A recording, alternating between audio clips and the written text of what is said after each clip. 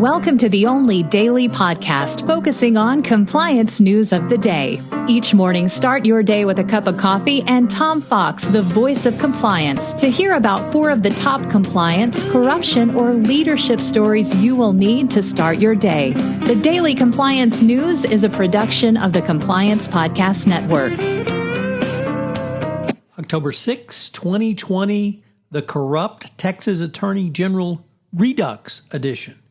And we begin with a story from Texas Attorney General Ken Paxton says he will not resign after accusations of criminal activity by his current and former top aides.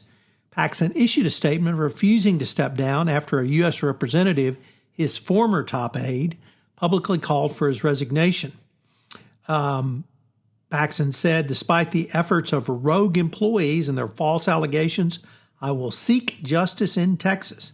The statement comes less than 2 days after top aides with the agency called for a criminal investigation, writing, "We have a good faith belief that the Attorney General is violating federal and or state laws, including prohibitions against bribery and corruption." Media reports have tied allegations of Paxton's corruptions to Nate Paul, an Austin real estate developer and Paxton donor. So Paxton said that it's all everyone else's fault. His top deputies, who of course were his direct political appointees. So it's going to be interesting to see what happened.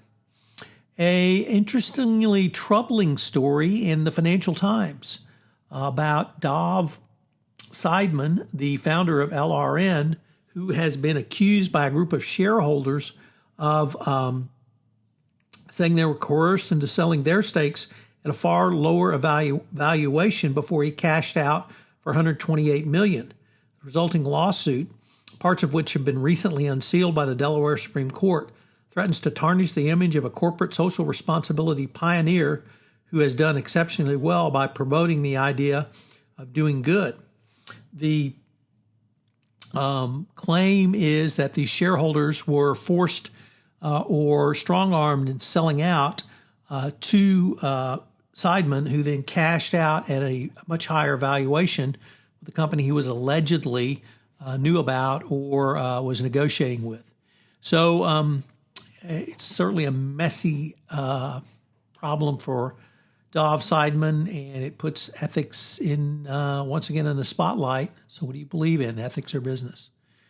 In the Washington Post, they ask, what's the right formula for managing a socially responsible company?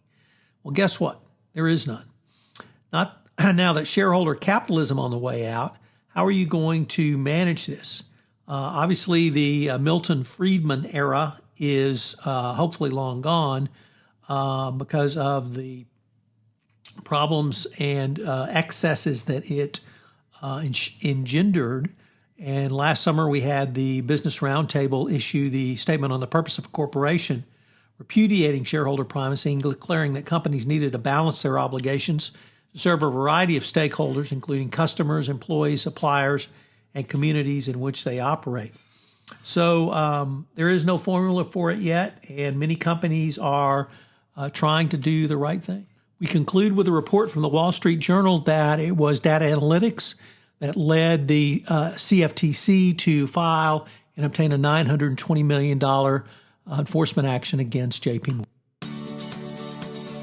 The Daily Compliance News is a production of the Compliance Podcast Network and a proud member of C-Suite Radio. Thanks so much for listening. I hope you'll join me again tomorrow.